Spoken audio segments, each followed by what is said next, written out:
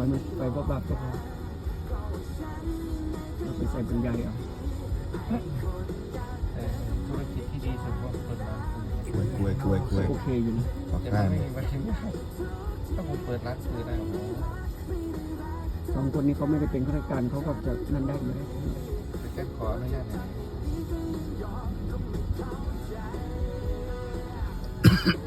รถยางแตก อ๋อกูไผ่เป็นตัน เป็นกินเยอะอยู่อะไรกันวะ ไผ่นิ้วเขา